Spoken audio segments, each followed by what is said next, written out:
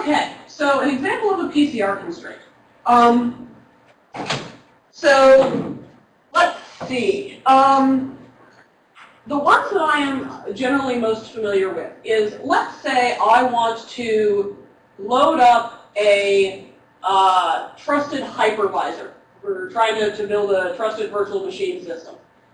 And I want to make sure that my secret virtual machine data is only available if my trusted hypervisor is actually running.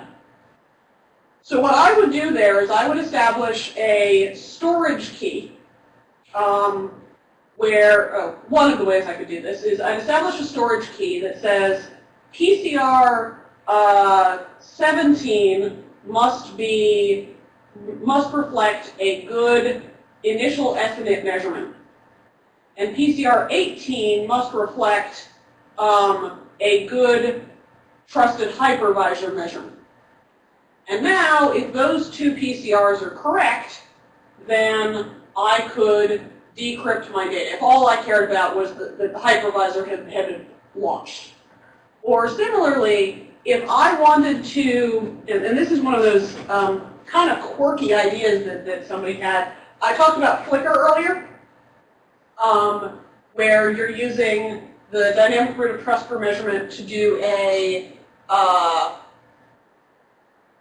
basically a short single operation or a small number of operations. It has actually been proposed to use Flickr to do a virtual TPM that is a little faster than hardware TPM, where the keys that belong to this Flickr TPM would be encrypted to only be accessible if the PCRs reflected we had a good estimate and we launched Flickr with the proper Flickr TPM software. Does that answer your question? I'm using the DRTM a lot because it happens to be fairly convenient. It doesn't involve knowing what your bootloader is. I will also note that, so I've been kind of shorthanding that there's the dynamic root of trust PCRs and there's the static root of trust PCRs. There are 24 PCRs. 3 of them are dedicated to the dynamic root of trust for measurement. The first 15 or so are kind of hand-waved as being for the static root of trust for measurement, but only about 8 of them are actually defined. No history is preserved across reboots and PCRs. Every PCR is reset to 0 on reboot. So, as you say, if we were preserving history over time, we would rapidly get to the point where it is impossible to calculate or verify because what does it all mean? In general, we use PCRs to determine the current state of the machine or the state of the machine since boot. So now hopefully you can get a better sense of why those PCR constraints would be meaningful because it's reflecting the current state. Another thing that I will note is that you can use these also to limit when a key can be used during the boot process. So I've heard some people suggest things like, I want a key that is used by the BIOS or by the bootloader that is not freely usable later on.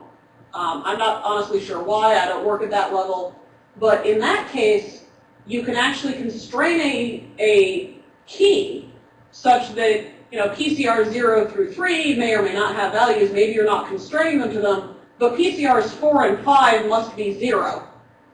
And now, as soon as the bootloader has run, you've filled in 4 and 5, that key is now unusable again.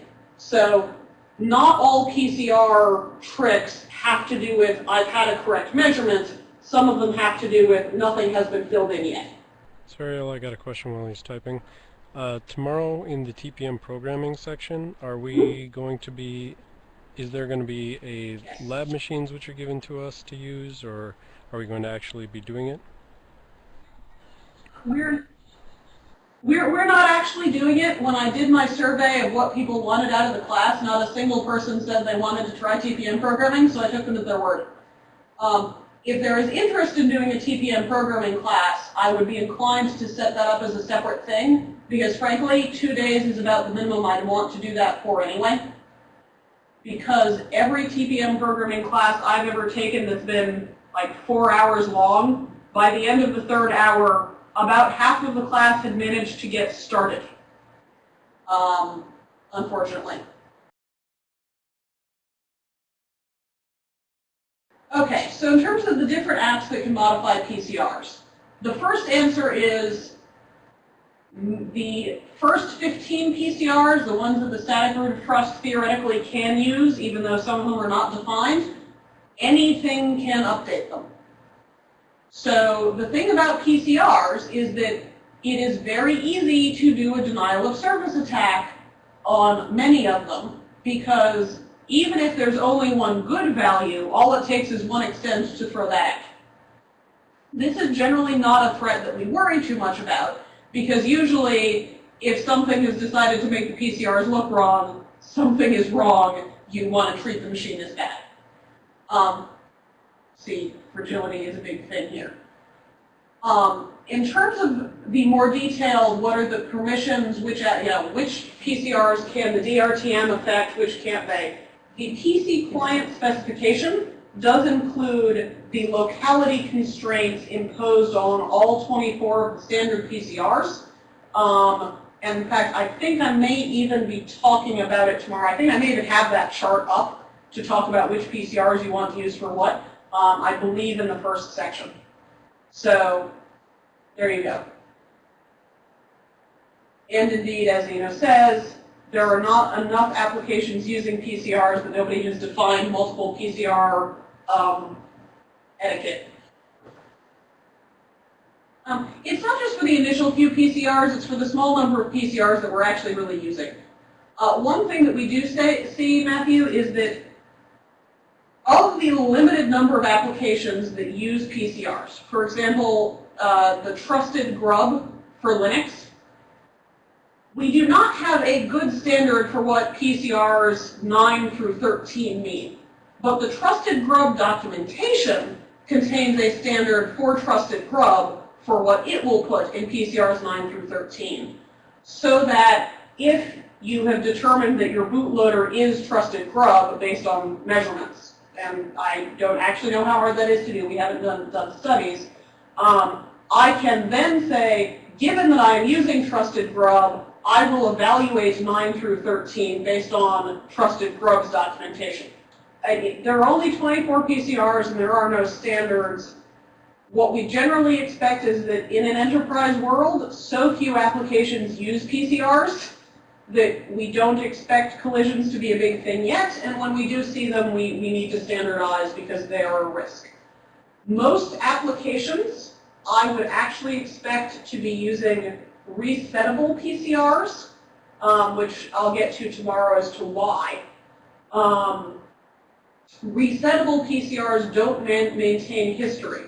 So as long as no two applications are trying to access them at the same time, collisions are less of an issue because you wipe the history before you use them and then you wipe them again when you're done.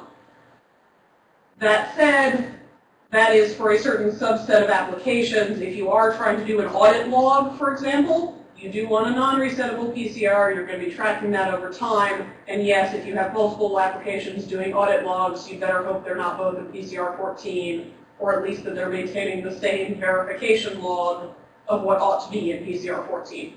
Okay, so the question is, the commands we talked about, are they only relevant for asymmetric keys? Yes, there are no TPM commands that use symmetric keys. None at all. Because of export control regulations. And if you think about it, a lot of these commands wouldn't make much sense for symmetric keys anyway. But no, there's no such thing as a symmetric TPM key, and there's not really a meaningful meaning for that. Yes. So the TPM can be used to decrypt stored symmetric keys, because stored symmetric keys are just data. And a lot of the reason I bring up symmetric keys is that in general, for encryption and decryption, we don't want to be using the TPM's asymmetric keys for anything longer than we need to. So what we'll often see is that we will encrypt a symmetric key and use that to then encrypt a larger quantity of arbitrary data, rather than trying to use the TPM to encrypt all of the arbitrary data. This is what we see in that privacy CA protocol, where I shorthanded it as saying we encrypt with the endorsement key, But what we're actually doing is encrypting a symmetric key with a wrapper that talks about what the symmetric key protects.